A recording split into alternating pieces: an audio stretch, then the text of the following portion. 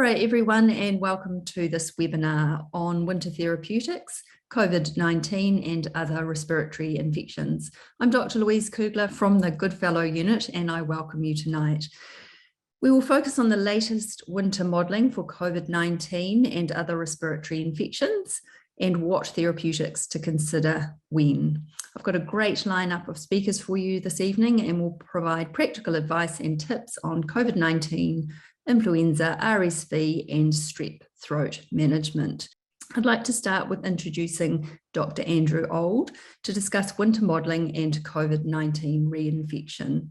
Andrew is the Clinical Chief Officer at NRHCC. He is a public health physician and is both the Associate Chief Medical Officer for Waitemata DHB and the Clinical Director of Health Gain for Auckland and Waitemata DHB. Kia ora, Andrew. Kia ora, Louise, and kia ora koutou. All right, so I've been given the task of setting the scene a little bit with where we're up to in our current Omicron outbreak, and also, as Louise says, some other respiratory illnesses as well, and a little bit about where we think we might be going. So huge thanks at the beginning of this to my colleague, Dr. Gary Jackson, who's put together many of the slides that I'm about to use. So first off, just to show you a little bit about how cases are going. And many of you will have seen the modelling before, which has come from COVID modelling Aotearoa, but just to orient those of you that haven't, there were three scenarios modelled about 6 weeks ago, A, B, and C.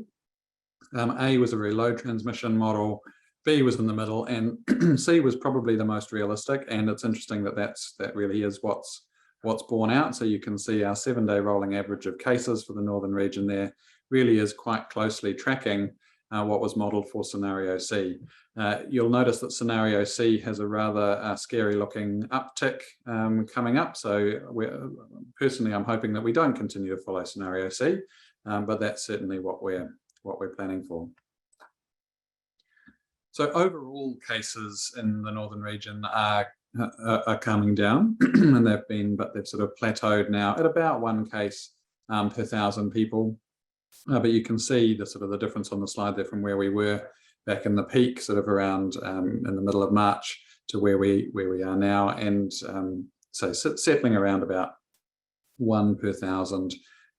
But as per the previous slide, expecting that to start rising again sometime soon. As you'll see shortly, we know that the cases early on were predominantly in counties Manukau. And so more recently, we've seen a slightly higher rate in Waitemata and Auckland. So there's quite a lot of information on the slide, but really that's just 2 points I want to make. This is cases over time by age and ethnicity.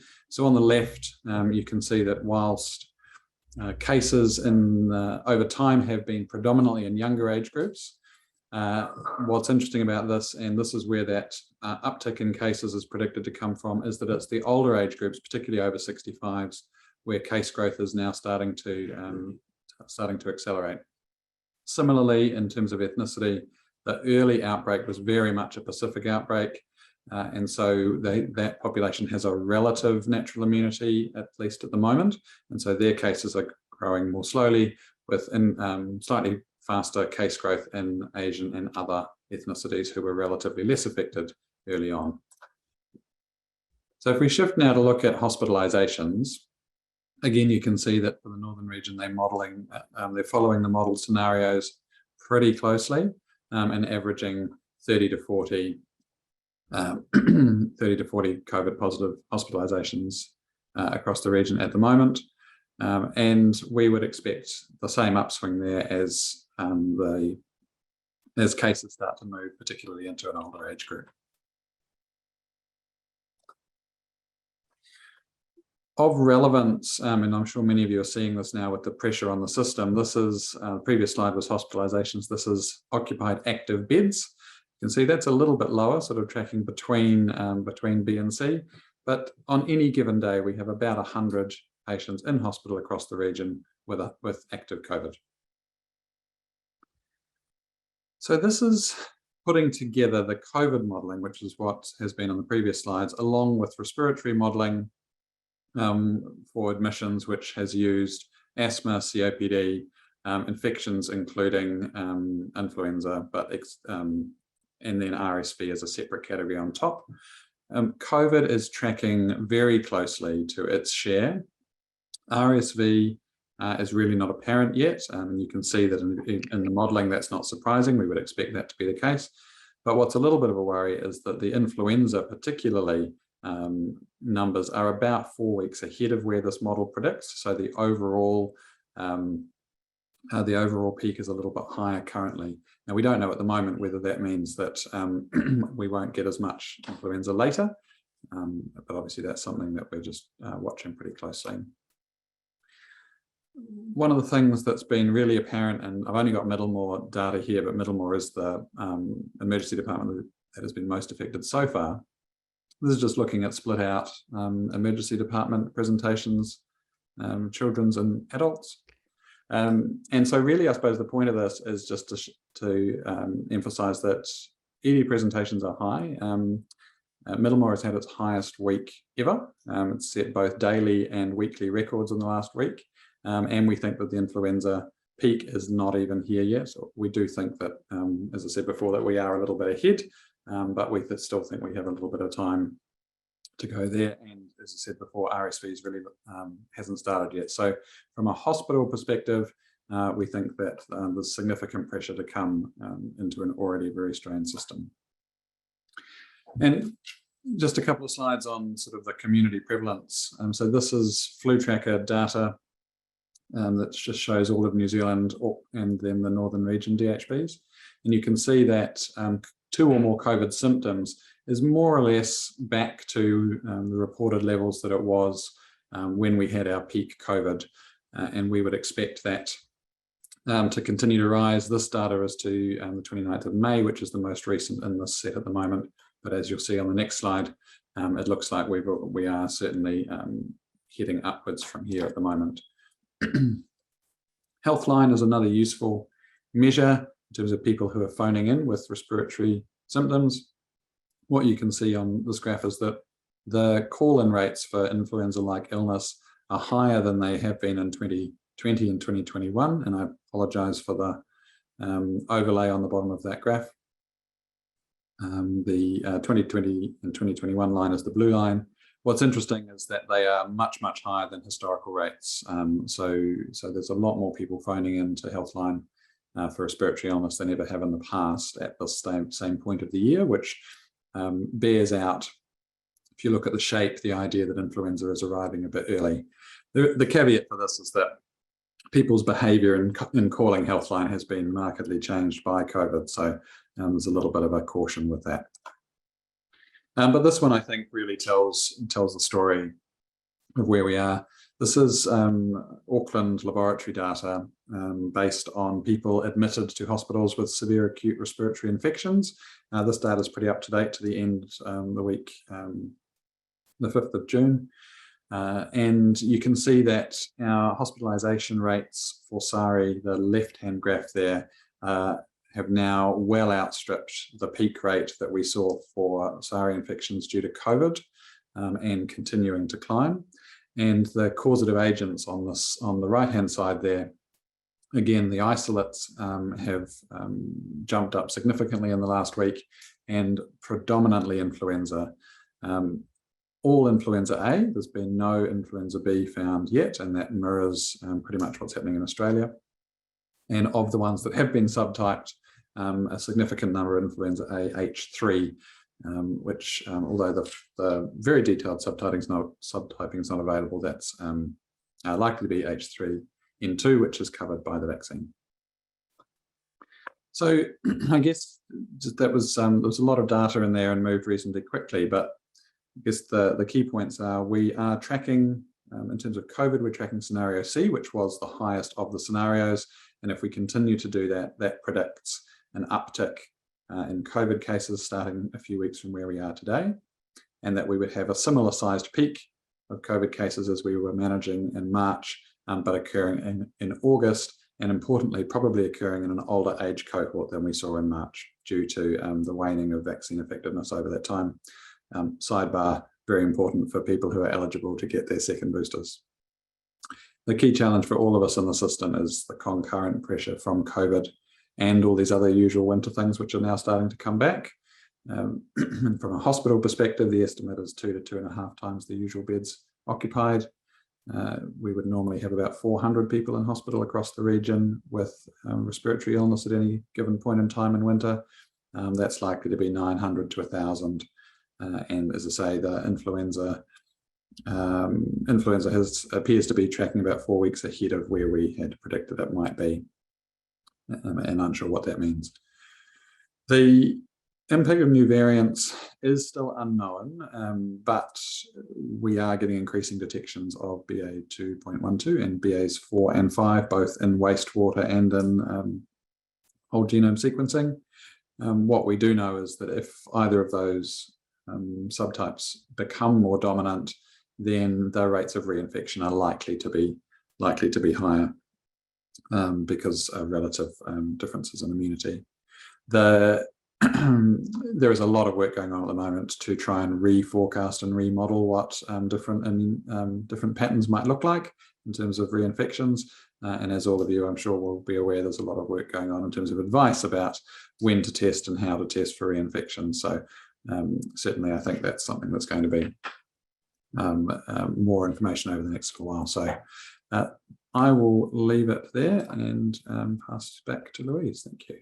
Thank you, Andrew. I'd like to introduce Dr. Anthony Jordan, who is a clinical immunologist and the Chief Clinical Officer and Clinical Director for the COVID-19 vaccination program at NRHEC. He's going to talk to us about COVID-19, the use of therapeutics.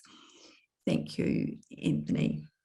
Kia ora, everyone. Thank you, Louise. I'm going to focus just on the COVID-19 therapeutics that we have available here in New Zealand, and also talk about a treatment that should come online soon, which is a prophylactic treatment protecting our most highest risk people of getting bad outcomes from COVID.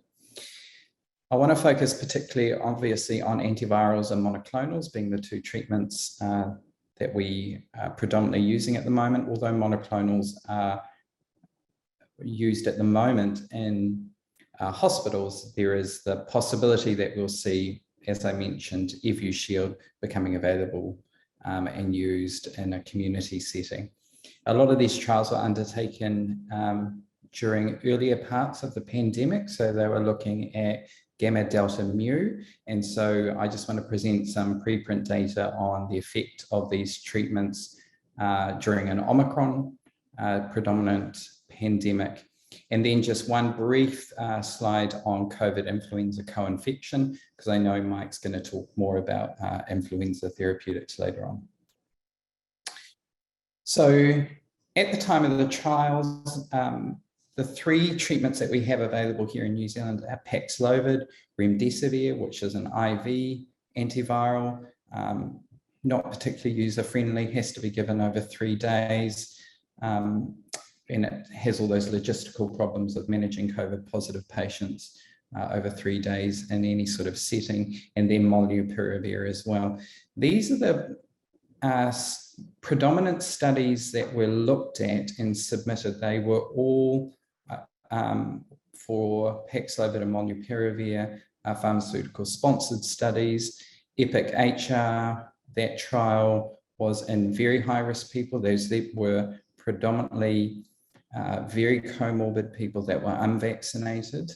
And then the EPIC-SR trial hasn't actually yet been completed, but they've done 2 interim analysis at 45% and about 85% of the study time, and that's where we're generating that number needed to treat for that earlier than at study completion. But I would just say that number needed to treat has been stable over time throughout those interim analysis. The Remdesivir trial, Remdesivir's had a very sketchy history. We used it in hospital. It worked sometimes, it didn't work at other times, but this is the Pine Tree trial, and this looks specifically using Remdesivir early in high-risk people in an outpatient setting, and it performed quite well in that cohort. Again, these were high-risk people. Then Molnupiravir, most of you would have heard about Molnupiravir in terms of It seemed to work a lot better by interim analysis. It was producing 50% reduction in hospitalization and all-cause mortality. But by the end of the trial, it had reduced down to 30, and it had very, very little activity in the second half of the trial, which has sort of put a lens back on molnupiravir's effectiveness. So this is a preprint study out of Hong Kong. They had 1 million cases to look at over an Omicron outbreak. They were looking, thankfully, for the purposes of what we needed, molnupiravir and Paxlovid. And just to say that they enrolled about 5,200 and 5,300 of cases that were treated with the antiviral, and then they looked at case match controls that weren't treated with the antivirals. So this is a pretty robust trial. It is retrospective. It always has some problems with it. And there were some confounders in there that obviously the cumulative incidence of hospitalization and all-cause mortality weren't completely the same between the molnupiravir and Paxlovid group. So I think the thing to take away from this is real-world effectiveness in terms of relative risk reduction. These were vaccinated people as well. They weren't just unvaccinated people. Remembering Hong Kong has had problems in terms of vaccinating its over 65 cohort. The rates aren't as high as they would have hoped to, and definitely not as high as what we have here in New Zealand. But it's good to see that those relative risk reductions are similar to what was seen in the trial, and the number needed to treat was similar to what was seen in the trials that we were talking about before. So those are heartening things to take away. The antivirals do continue to work in this real world study. They have similar effectiveness ratings and similar numbers needed to treat.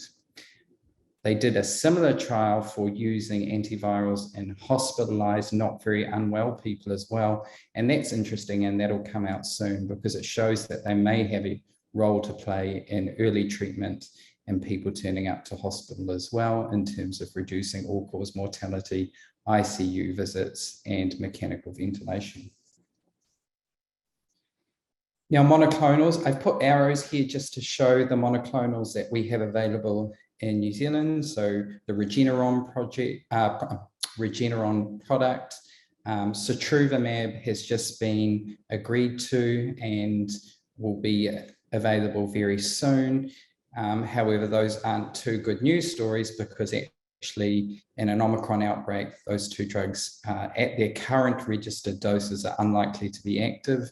There are trials looking at double doses of Citruvimab to potentially overcome that.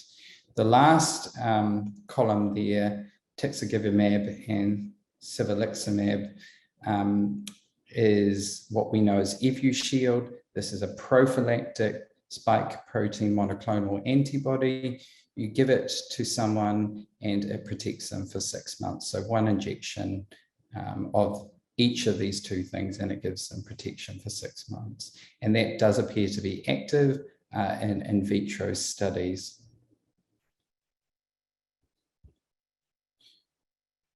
So this is Evusheld. So this is the one that should arrive within the next month.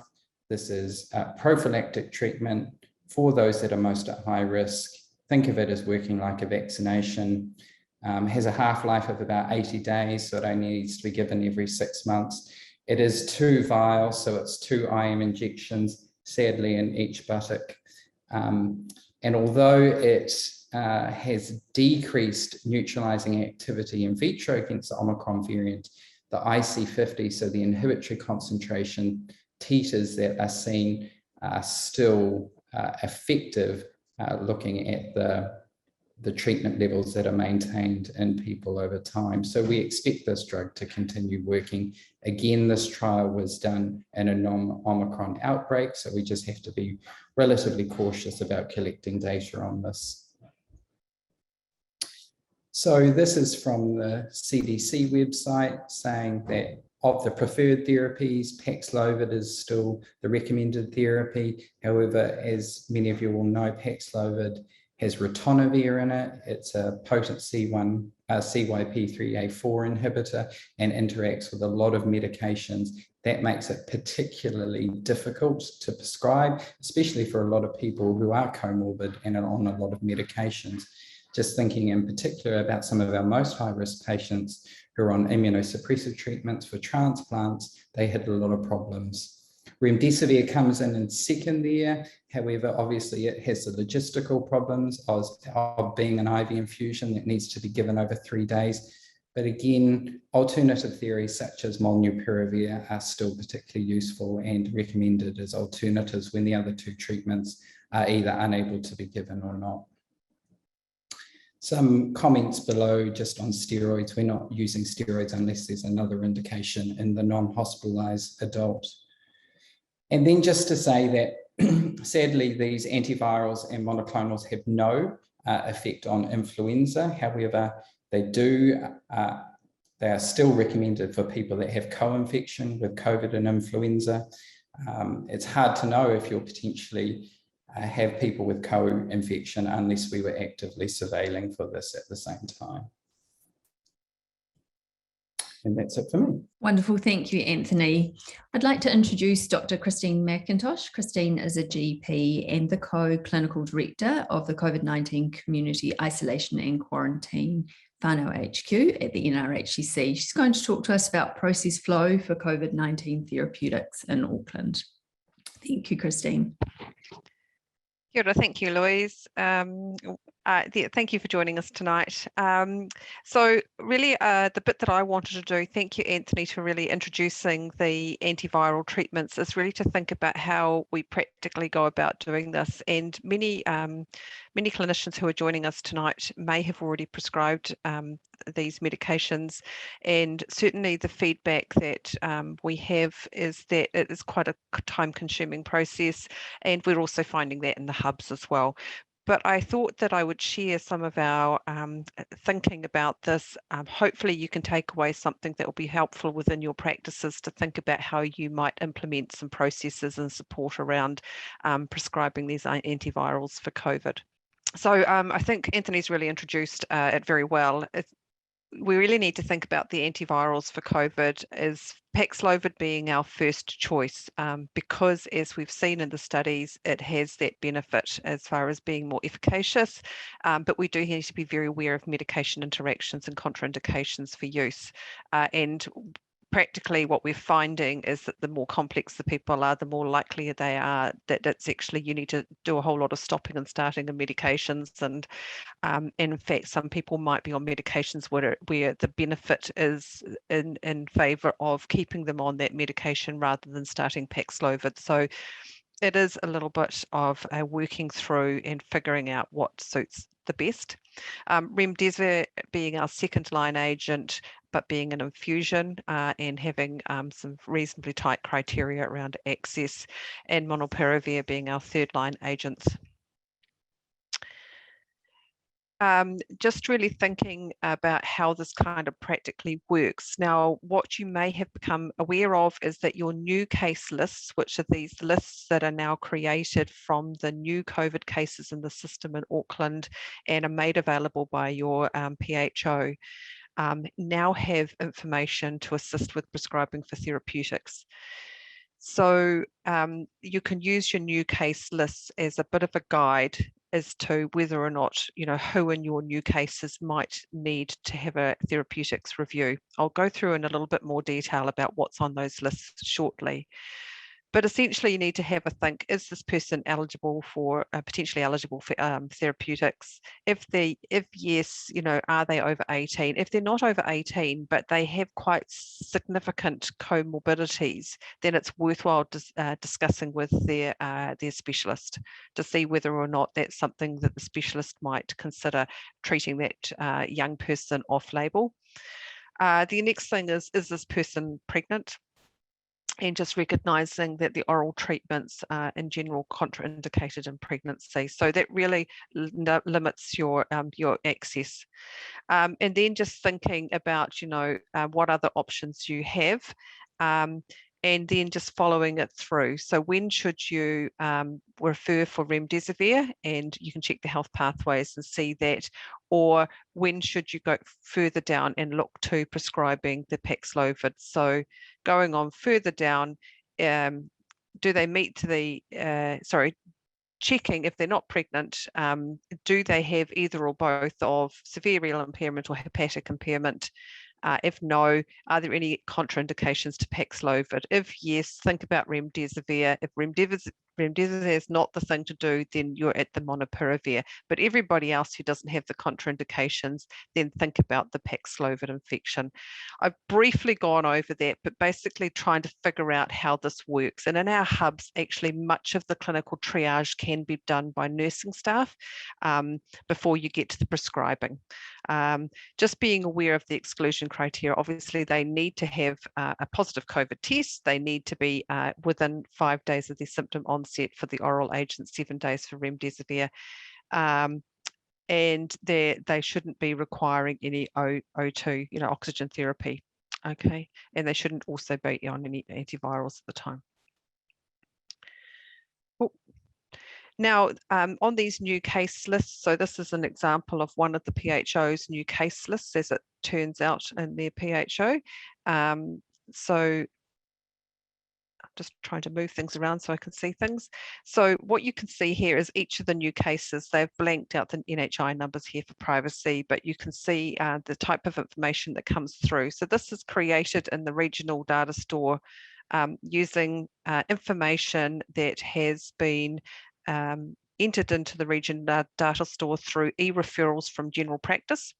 And it was pointed out earlier in the discussion before we started this that actually an enormous number of people had e-referrals into DHBs as a result of COVID testing in the community when we did the HealthLink e-referrals. But anybody who's had an e-referral into the DHB, you'll know that your read coding from your PMS system follows that e-referral in, and that becomes a data point within the regional data store. So there's a lot of information already held there, but what that is supplemented with data that comes from dispensing of medications. And so you can look at, cardiac medications, hypertension medications, and medications for severe mental health issues, and all those sorts of things can contribute to this data set. So all of that has been looked at, and is contributing to a really rich data set. It is not absolutely perfect though, and as I've said and stressed before, if somebody is new to the area, they may not have data in there. So just being aware of that. The other part that is not fantastic is our BMI data.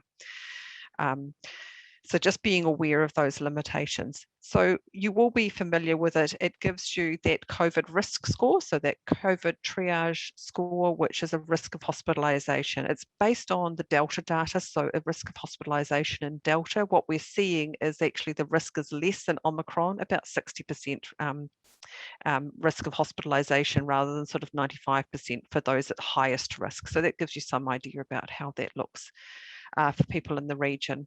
What's been added here is at the end of here in the blue columns here is the eligibility for therapeutics. So these are new fields that have been added.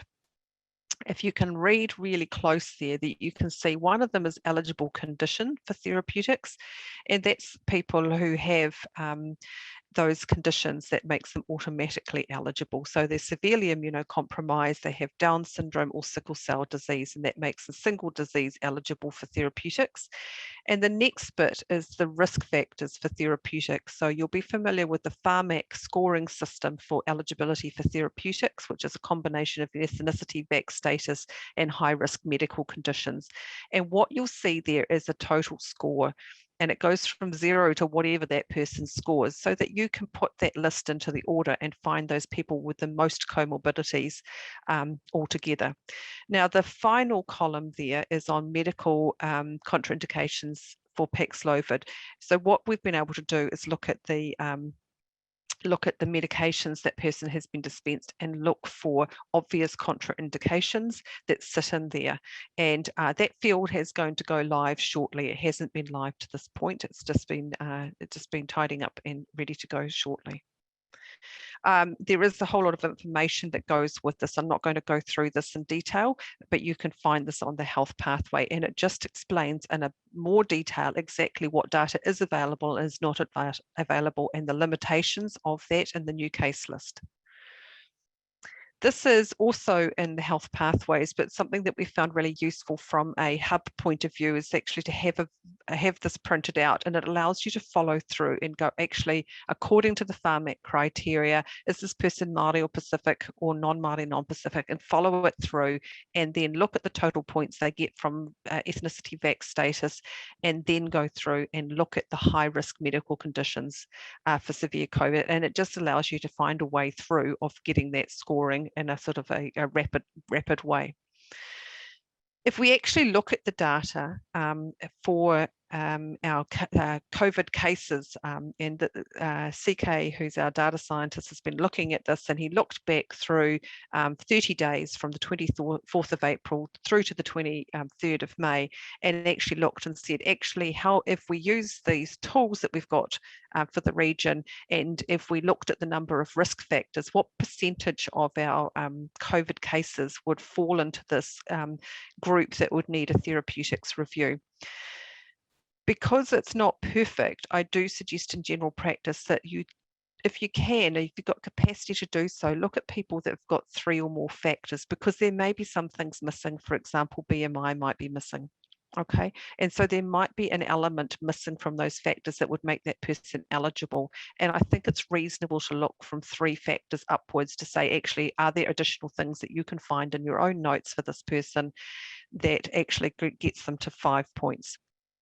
And what we can see is that actually you would only need to be reviewing essentially 1 in 10 patients to be able to find that. So about 10% of our patients will have 3 or more factors.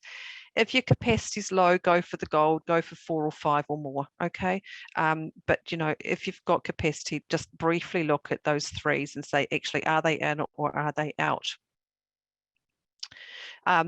What we've also done is, just to give you an idea, is we've been trying to manage this as much as possible through the hubs and being that safety net for primary care and prescribing therapeutics. But clearly our clinicians in the hubs don't know the patients as well as you do.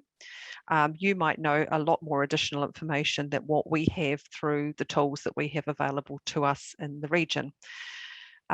The chart on the right shows you the number of patients in the high risk group, so at higher risk of hospitalisation, who are under general practice care. At least that's what we can see from a system point of view, because those are the people who've got a blue flag on them, which is what we've asked you to do in primary care if you're looking after that person from a primary care perspective.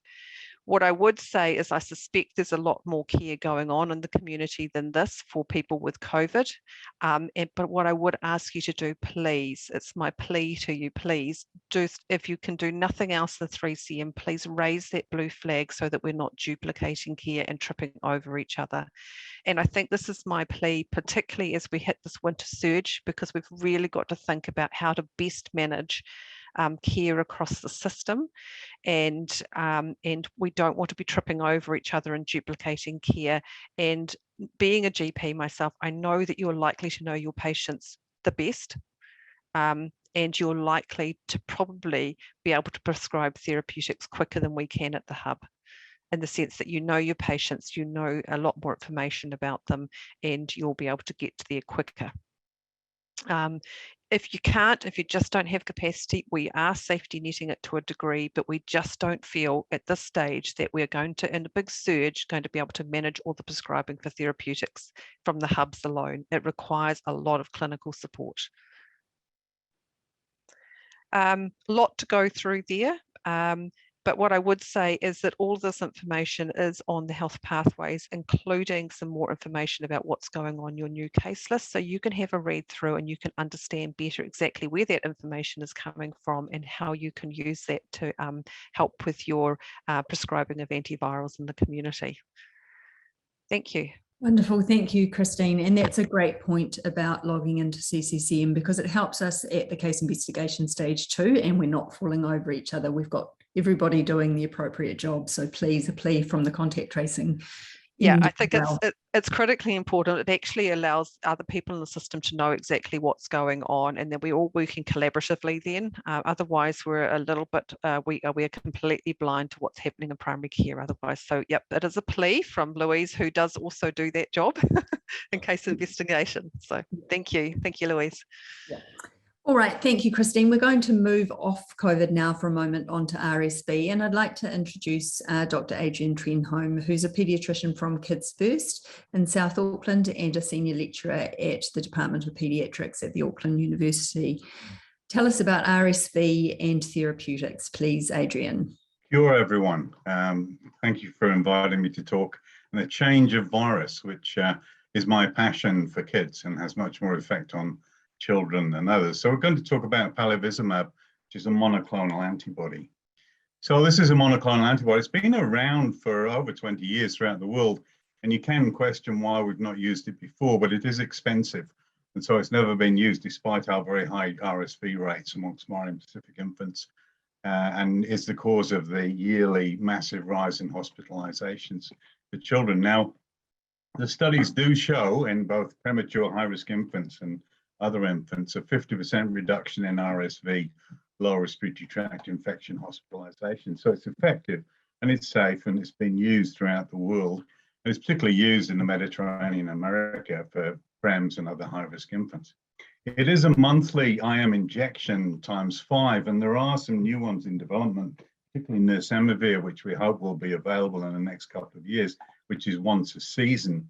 The interesting thing is that Regeneron was put forward as a treatment for RSV, but then actually resistance developed during the trial due to RSV virus mutation, and it's no longer effective. So it wasn't used. That's quite interesting. The issue with this drug, which has been approved by Pharmacies, it was approved last year for a certain group of premature infants and expanded this year, is this is for pediatricians and DHB only in terms of prescribing and getting special authority and payment. Just a point really that RSV in normal times before the big epidemic caused 40% of our lower respiratory tract infection hospitalizations under 5. So it's the big hit and much bigger than influenza, and certainly bigger than COVID has been recently. And the point there is that Marian Pacific have 3 to 4 times the rate of hospitalization, which is comes to the eligibility. So this is really from a primary care point of view for information.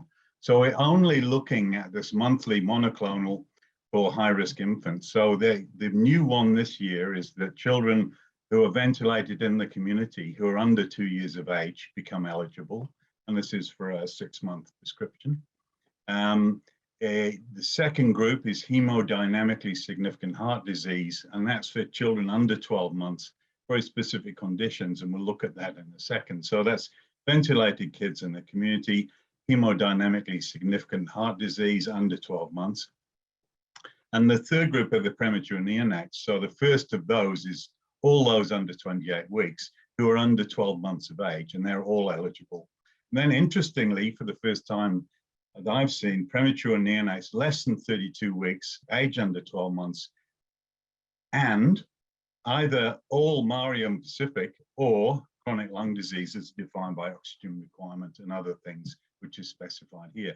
So we have a group of premature infants, all Marian Pacifica, the first time to my knowledge that has been put in, and is justified by the very high rates of admission. I refer you to the Starship guidelines. They've done a fabulous job of updating palivizumab information. They've got a list of frequently asked questions. They have issues about what to do about routine immunizations, i.e. give them. What do you do if they get RSV? You stop the injections, and the issues of side effects, which are usually local.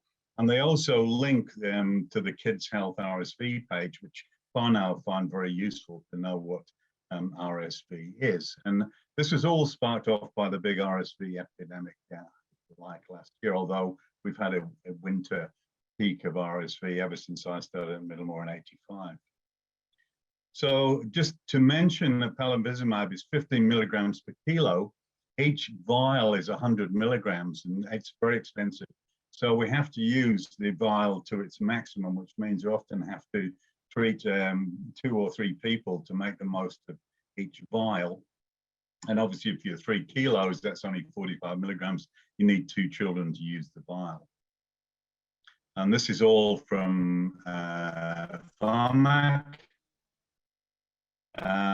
Just to emphasize that, and it is expensive, although it's a special deal, it's a 100 milligram vial. So that's just that first group I had mentioned. Its approval is valid for 6 months by a pediatrician only, and this is ventilated in the community. And those who were born in the last 12 months, so that's the premature babies, either under 28 or 32, chronic lung disease or more specific, and hemodynamically significant heart disease. And there are categories there. I won't go through them, but you know, the simplest one is a left to right shunt with heart failure, as defined here. But no, it isn't important, the detail. And there is a renewal thing depending on the age, such as if you're under 2 and ventilated, you could get a repeat. What I do want to, this is very simple and straightforward, but I did want to mention this at the end. It's not about RSV, it's about influenza. And there are children who are eligible for free influenza immunization. And there's a list in all immunization handbooks. But at the moment, certainly locally, only 15 to 20% of these children actually get their influenza shot. So I think in the current situation, this is something well worth looking at and trying to identify these children. And this is from Kids Health and just trying to advise families. But I would strongly support GPs looking for this, particularly any child who's had significant respiratory illness, which could include a lower respiratory tract infection with antibiotics, heart conditions, and so on and so forth. So that's all I wanted to say. Thank you, Adrian, and that's a great reminder about the flu vaccination. Thank you for your talk. I'd like to introduce now Dr. Michael Mays. Michael is a respiratory and infectious disease physician based at Canterbury District Health Board. He's also a senior lecturer at the University of Otago. Tell us about flu and when to consider therapeutics. Kia ora koutou, and thanks for the opportunity to come and talk to you guys up in Auckland about influenza. So we've got a couple of minutes. So I've got 3 take-home points. And I think these are reasonably straightforward, and we'll go through some of the background for them. There are 2 oral antivirals that are available for influenza that are in New Zealand, oseltamivir and zanamivir, and neither of them are funded. I guess most of the focus would be on oseltamivir because it's an oral tablet that's relatively easy to take. The second point is that the clinical evidence of benefit for most people is quite weak. And the overall magnitude of benefit is reasonably insubstantial. And so I think whenever we think about oseltamivir and flu, what we've really got to remember is that vaccination is by far and away a much more powerful intervention in terms of preventing bad outcomes. And then for most people, if they do get flu, supportive care and infection control remain the main focus. And oseltamivir is very much a sideshow. That said, there probably is still some benefit for those at the highest risk of complications. And so in that group of people, it can be used for prevention and treatment, but it probably has got a very niche role. And so I guess as a general practitioner looking after many people with influenza this winter, it's perhaps one thing that we don't have to think quite so hard about. So this is just a photo showing zanamivir and Tamiflu, showing that for treatment of influenza, we can use Tamiflu at 75 milligrams every 12 hours for 5 days, 10 days if they're immunocompromised. But as you said, there's also courses that are available for post-exposure prophylaxis for those at high risk of complications and prevention during widespread community outbreaks, again, for those at highest risk of complications. This slide shows the US Centers for Disease Control and Prevention guidance on influenza treatments, antiviral treatments. And it recommends antiviral treatment is recommended as early as possible for any patient with confirmed or suspected influenza who is hospitalized, has severe complicated or progressive illness, or is at higher risk for complications. One of the key things is that as early as possible is really designed to catch those within 48 hours of symptom onset, which, as you can imagine, is pretty quick. As we go beyond that 48 hours, the magnitude of benefit gets smaller and smaller. So what is the data on which these recommendations are based? It turns out, as some of you may well remember, that oseltamivir is a relatively controversial drug, and it came into vogue at around the turn of the new millennium with a couple of randomized controlled trials that showed benefits for oseltamivir. Some years later, we had the swine flu pandemic, and countries around the world started creating huge stockpiles at vast expense of oseltamivir. Around that time, the UK government, amongst others, funded research as a systematic review to really ascertain the magnitude of the benefit. And that prompted, in fact, a couple of other systematic reviews, and some of these showed much smaller benefits than those initially shown in the pivotal trials. So this is a table showing some of the benefits from a meta-analysis published in The Lancet in 2015. And I guess the things to look at, I've got 4 outcomes on screen. The first one is the time to alleviation of symptoms. And in the oseltamivir group, there was a sort of mean duration of symptoms of around 97 hours. In the placebo group, around 122 hours. And so to summarize that, really, you're looking at reduction of around 1 day in duration of symptoms if you're taking oseltamivir. It did show a smallish reduction in the rate of lower respiratory tract symptoms and admissions to hospital. But as you can see, the proportion who are admitted to hospital is very small in both groups. Balanced against this is the increased prevalence in adverse effects, particularly nausea and vomiting. Vomiting alone is almost doubled and up at around 8%. So the other meta-analysis, though, from the Cochrane group was even less positive for Tamiflu. And it all escalated really until around 2020, when one of the Cochrane reviewers sued Roche in the US for claiming that it could slow the flu pandemic.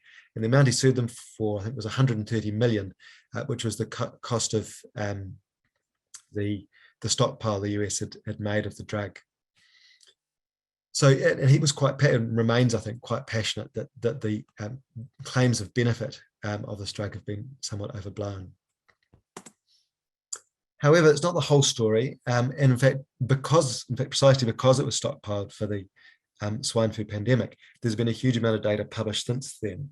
Most of it's not of the same high quality data that you might expect in an RCT or a meta-analysis, but we're looking really at observational studies that might, similar to the ones shown by Anthony earlier for the real-world evidence for COVID antivirals.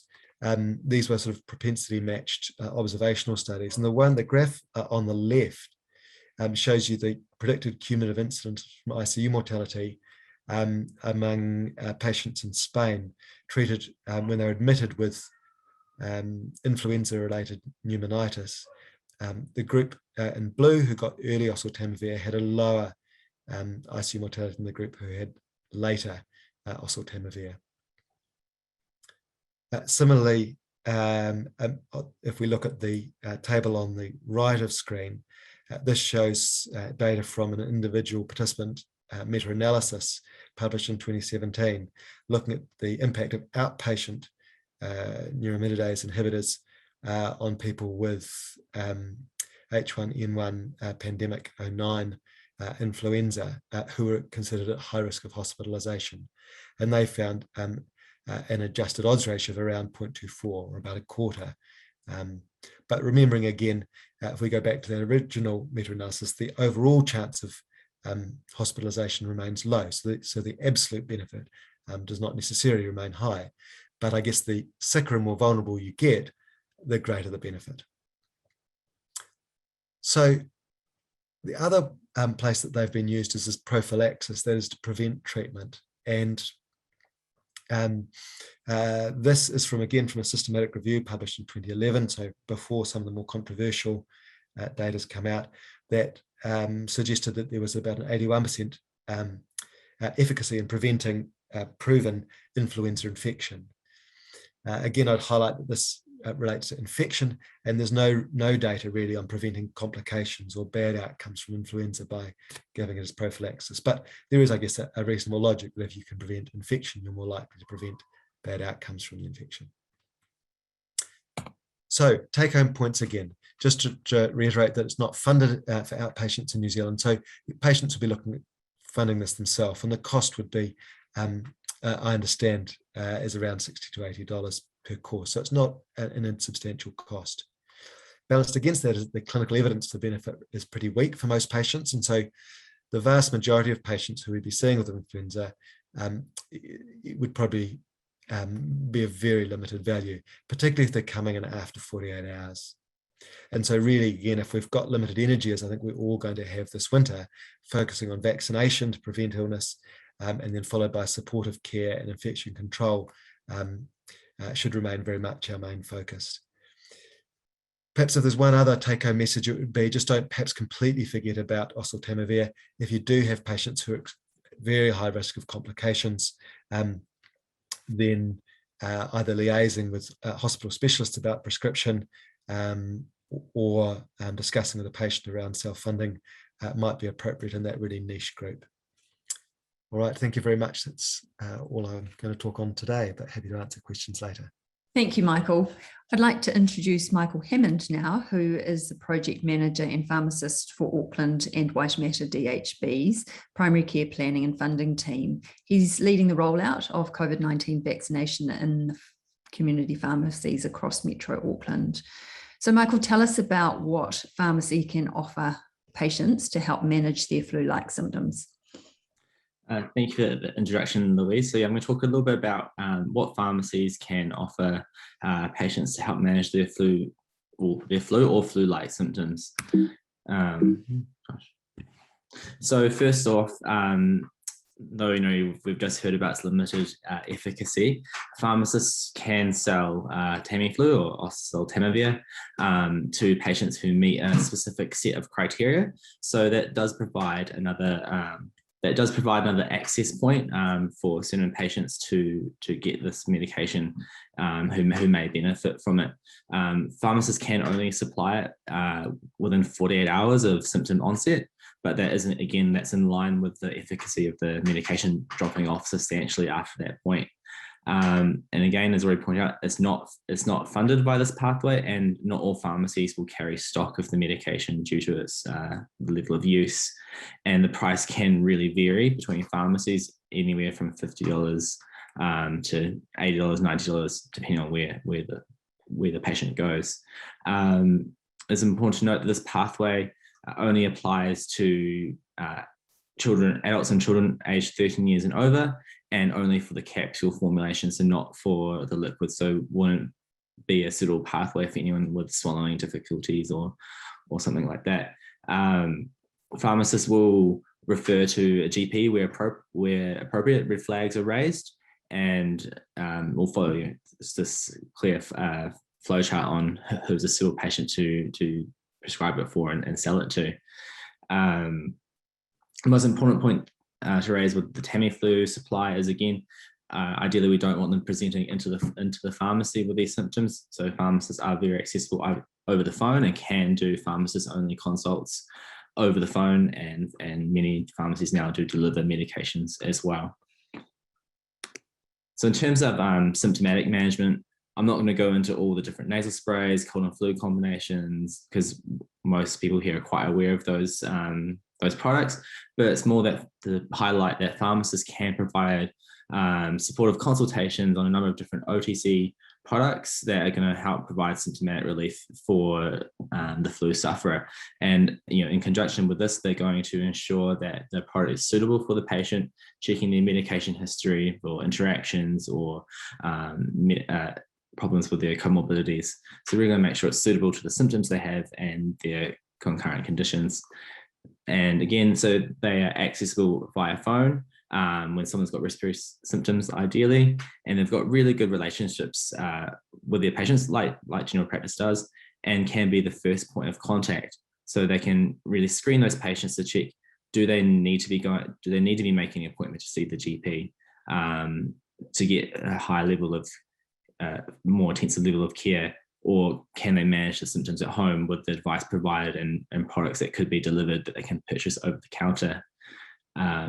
So that's really the only points I wanted to raise in a very, very brief presentation, but happy to take any questions at the end. Wonderful. Thank you, Michael. I'd like to ask Christine to come back to us now to discuss strep throat management, particularly when to consider intramuscular penicillin rather than an oral antibiotic. Thank you, Christine. So usually my hat is GP liaison and child health at Kids First. I work alongside Adrian, and I have a keen interest in rheumatic fever prevention, and I normally work in the working group there back at Counties Manukau Health. So I'm going to put that hat on for this part of the evening and really talk about strep throat management. It's something that we are very passionate about because, of course, it's really important to manage risk of rheumatic fever. This is really a good news story to end the night. Is actually rheumatic fever has drastically dropped in the last 2 years through the pandemic. And you can see the 2021 there with the medium blue triangles there. And you can see the cumulative numbers are dramatically down for 2021. And then you can see for 2022, we're also tracking a little bit even lower than that. So this is a really exciting thing for acute rheumatic fever. There has been a dramatic reduction, obvious, for the Kids First paediatricians. So this is something that actually has been a really good news story out of the pandemic. There's a lot of investigation going on as to why that might actually have happened, but really important to see. What we can see from this one, which is the separating out Māori and Pacifica, is normally Pacifica have about double the rate of acute rheumatic fever of Māori, and we know this is particularly a disease that affects the Māori and Pacific people's populations. And what you can see there is that that's substantial reductions particularly happened in the Pacific people populations. So, you know, just really, really interesting to see what's happened over that pandemic period. Of course, in general practice, what we're thinking about is how do we do throat swabs and how do we treat strep throat when we're trying to manage the whole flu and COVID and all of the other things that go with it. And actually a lot of our consults are by telehealth. So how exactly are we going to manage? What I would say is it's really interesting to look at the throat swabs that were done over those 2 years when we've seen a dramatically reduced level of rheumatic fever, and actually our swabbing was down too. Now, this is likely to be in a large part because it became technically really challenging to swab throats, and access to swabbing and so forth will have been reduced. And also there was a lot more empiric treatment of antibiotics. So when I started my COVID days at the Takanini CBAC as a clinical lead there, we very quickly set up standing orders for managing sore throat management in the CBAC there, and we were not swabbing throats for strep. We were empirically treating sore throats out there in the community for Māori Pacific 3 to 35-year-olds.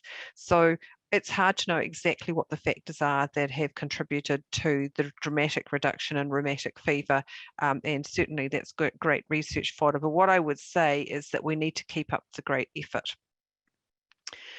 This is a really brief talk because there's 3 key points I want to make. Firstly, that we do targeted sore throat management, and we can be even more targeted than at 3 to 35. We can look at the 4 to 19-year-olds because that's where most of the acute rheumatic fever occurs.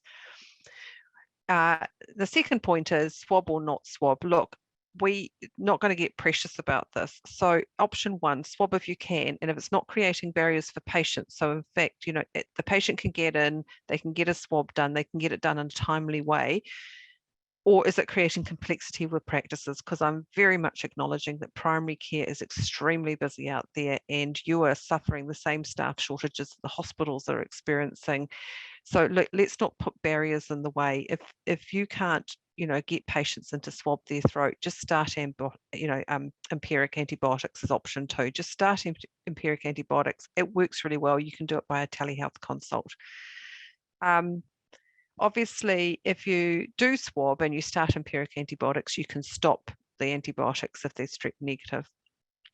The third thing to consider, and we were doing a bit of this work in South Auckland with primary care prior to the pandemic, is if you can, and consider IM benzathine penicillin, a single dose. If there's a personal history, a family history, or a household history of rheumatic fever, just those people who are really, really super high risk, especially if you've got any concerns about, I can't spell remembering, about remembering to take the antibiotics for 10 days. For some families, busy households, lots of people in the family, trying to remember to take antibiotics for 10 days can be really, really challenging. And so actually the families often appreciate being offered the opportunity for their child to have that penicillin dose, and surprisingly they're up for it really, and are quite happy. It seems easier to do that than to do 10 days of oral antibiotics. So just at the back of your mind, those cases where you think actually this might be a time where it might need to offer this as an opportunity for the family. Of course, there is a sore throat health pathway, and you'll find all the information on here.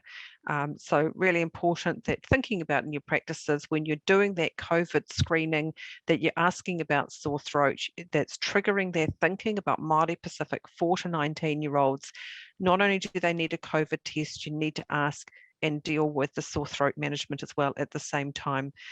So just making sure that's built into the protocols that you have in your practices, that you're not missing it out, because my goodness, we've made incredible progress in rheumatic fever prevention in the last couple of years, and we really want to keep up with that great figures that we're seeing and that reduction that we're seeing. That's me. That's really quick on rheumatic fever tonight. Well done, Christine. Thank you.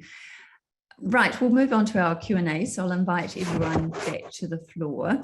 I think we'll just start with some questions around vaccinations. So a question from Stephanie: with the numbers being modelled, why are booster vaccinations not yet approved for the elderly, those who it's greater than 6 months since their last vaccination, and especially without a prescription?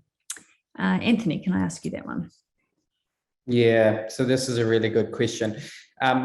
So it is approved. The problem that we have is Pfizer didn't put through the paperwork for MedSafe, so it sits in that Section 29 space at the moment. So legislation has been pushed through to enable that to progress so that it comes off prescription so it can be gazetted. So it was disappointing the paperwork wasn't put through, to say the least. But yeah, the legislation's being changed so that we don't get caught out again in the future. Do we have an idea of when we will expect to be able to do this?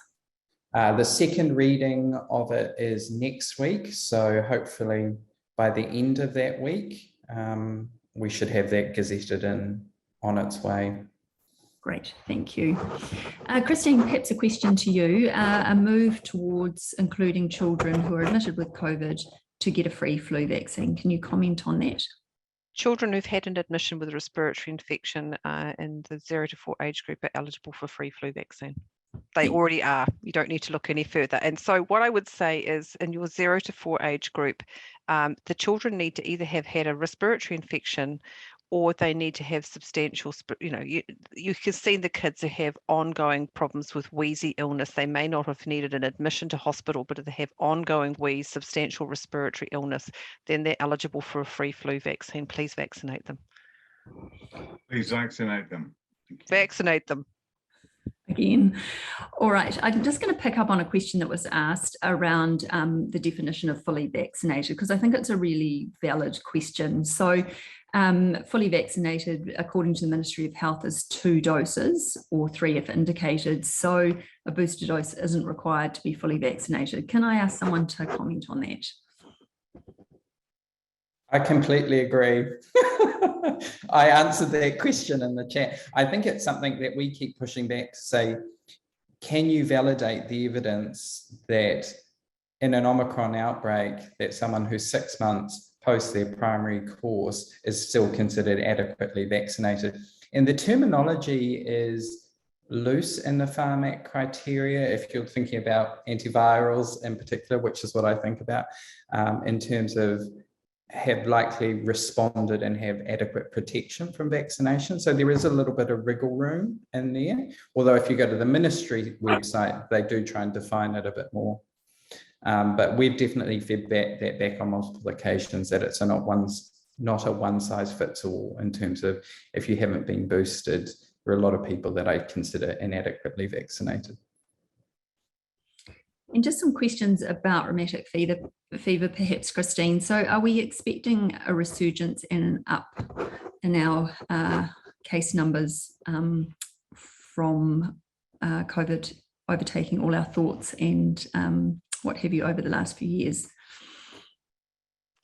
I'm probably not the expert in this one, other than to say that we don't really know definitively why the figures have dropped so much, whether it is a combination of less circulation of our communities, whether it's different hygiene measures, less time with the kids at school.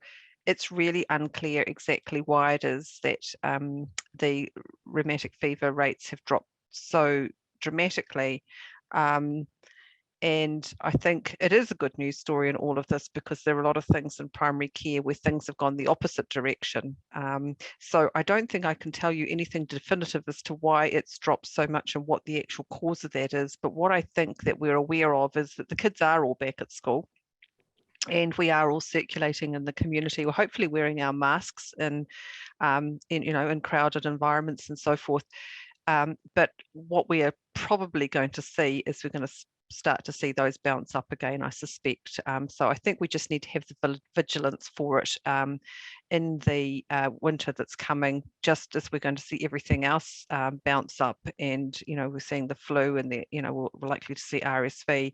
I suspect we're going to see that increase in the rheumatic fever again. So I think we I know, because I think it's really busy out there, we just need to be aware of that and be thinking about that still. Thanks, Christine. I wonder if we can pick up on that comment on masks, because it was, in my mind, disturbing.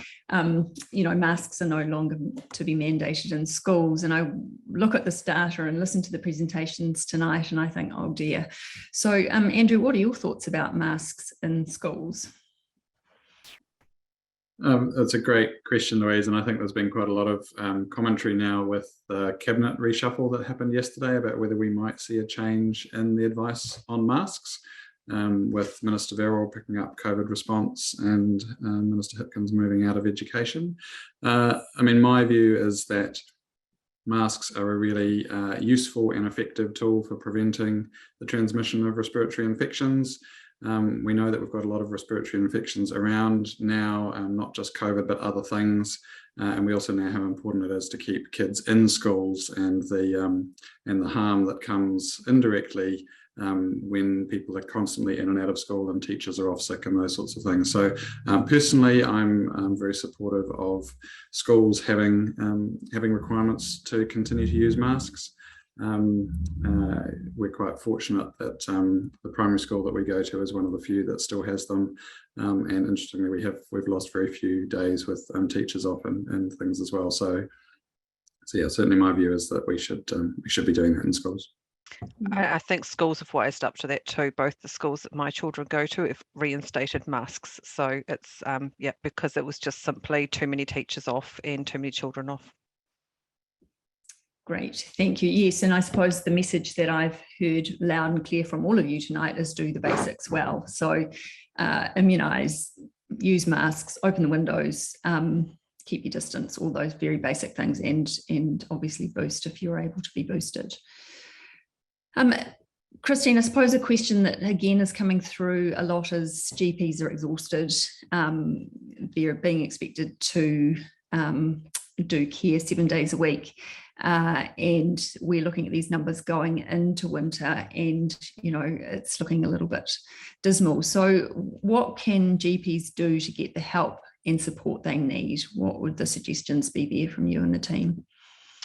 So I totally appreciate this. It's exactly what I'm hearing from my colleagues and from the PHOs as well.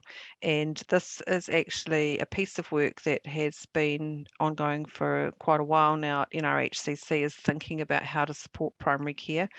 And we can't magically grow nurses and doctors on trees. So we're thinking about what we can practically do to support primary care. So we already have a number of really good suggestions from the PHOs, and we have the opportunity to raise this to quite high levels in the next week. So what I would really advocate, if you've got some really good ideas, please let your PHOs know, and they'll let us let us know, because we need some really practical, tangible things that we can actually do to help you. Really keen to hear that.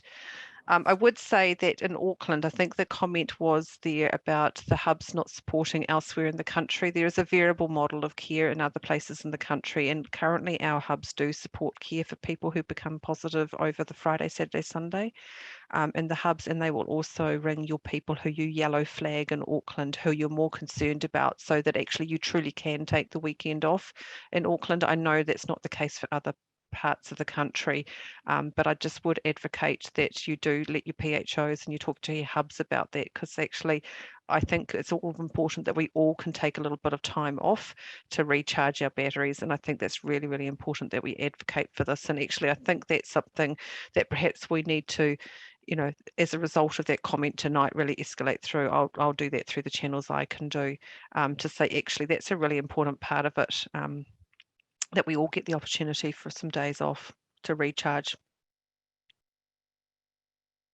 All right, we're coming towards the end of this evening. I just have one final question for Michael Mays about COVID breathlessness and what we can do for this, please. Post-COVID breathlessness, I beg your pardon. Yeah, thanks. Thanks for the question. So there's probably not a single straightforward answer. And I think the first thing is that we need to approach it like we would any other clinical problem. So there's a variety of causes of breathlessness post-COVID, and there could be a few things going on. So I think it all comes back to a good history and examination and thinking about what the possibilities are. So I'd certainly think in my mind about the possibility of venous thromboembolism, particularly pulmonary embolus, which is a high prevalence, particularly in those who are hospitalized with COVID, even if it wasn't diagnosed at the time. People who may have ongoing pneumonitis or an organizing pneumonia afterwards. So again, a chest examination looking for ongoing crackles, perhaps a chest X-ray. And approaching it, as I say, as we would anyone who's breathless, to look for complications that might be driving it. Additionally, I've seen a number of patients who are sort of 4 to 6 to 8 weeks post-COVID, who in fact have got a malignant pleural effusion or some totally unrelated cause of their breathlessness that just happens to come out now and gets ascribed to COVID because everybody's getting COVID at the moment. So in everybody's mind, things are being linked. Finally, of course, there is, definitely when you look at the symptoms of what's often been called long COVID, breathlessness is a really common symptom, and we know that it can last weeks to months following COVID, even in the absence of sort of demonstrable disease on, say, chest X-ray or pulmonary function testing that we might expect. And certainly, I think again there's a range of causes, so no simple answer, but breathing pattern disorders relatively common amongst these. So I'd encourage you all to look at health pathways. If you do see people I'd encourage you, I guess, first of all, to, as I said, take a history, examine the patient, consider a broad range of possibilities, including complications and things unrelated to COVID, and then look at health pathways for guidance about management. And they can be sort of multidisciplinary things like referral through to physiotherapy as well. Not sure if others want to comment on it as well, because it's, again, I think there's no simple answer here. Great, thank you. Well, we're going to close our webinar for this evening. I'd like to thank our expert panel for being with us this evening. Thank you everyone for joining us, and have a great rest of your evening. Good night.